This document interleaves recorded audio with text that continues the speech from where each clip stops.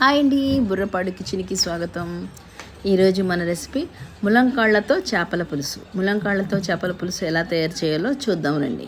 దానికి కావలసిన పదార్థాలు: చేపలు, ములంకాళ్ళు, మెంతులు, టమాటా, కొత్తిమీర, ఉల్లిపాయలు, కరివేపాకు, పచ్చిమిర్చి, దంచిన వెల్లుల్లి. ఇవన్నీ కడిగి కోసి పక్కన ఉంచుకుందాం. ఇప్పుడు ఉప్పు, కారం, చింతపండు.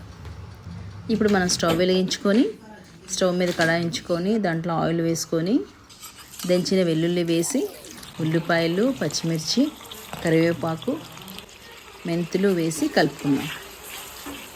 బాగా కలిపిన తర్వాత సాల్ట్ సరిపడగా వేసుకొని అందులో టమాటా వేసుకుందాం.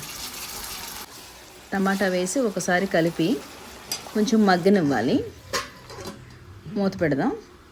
ఒక 2 minutes అయిన తర్వాత బాగా మగ్గిన తర్వాత ఒకసారి మనం బాగా కలుపుకొని ఇందులో ఇప్పుడు మనం కట్ చేసి ఉంచుకున్న ములంకాళ్ళు వేసుకుంటాం. ములంకాళ్ళు వేసుకొని బాగా కలుపుకొని ఇప్పుడు ఇందులో సరిపడా కారం వేసుకుందాం.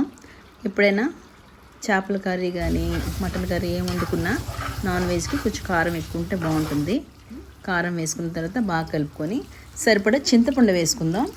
చింతపండు మొత్తం వేయకుండా కొంచెం కలుపుకొని చూసుకుందాం. పులుపు సరిపోతుందా లేదో చూసుకొని వేసుకుందాం. ఇప్పుడు కొత్తిమీర వేసి దాని మీద చేపలు వేస్తున్నాం. చేపలు వేసి నెమ్మదిగా కలుపుదాం, ఎందుకంటే అవి విరిగిపోతాయి. ఇప్పుడే కలుపుకోవాలి, ఎంత కలుపుకున్నా. వేసి మీడియం ఫ్లేమ్ మీద ఒక 10 minutes అలాగే మూత పెట్టకుండా మగ్గనివ్వాలి. బాగా మగ్గిన తర్వాత ఇప్పుడు ఒకసారి కలిపి చూస్తే ఓకే, అంత అయిపోయింది. ఇప్పుడు స్టవ్ ఆపేద్దాం. ఓకే, ములంకాళ్ళ చేపల పులుసు రెడీ.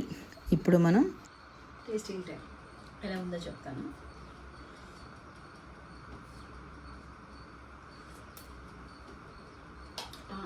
బుర్రపాడు యాజ్ ఇట్ ఈజ్ ఇలాగే చేసుకోండి, అదిరిపోతుంది అంతే.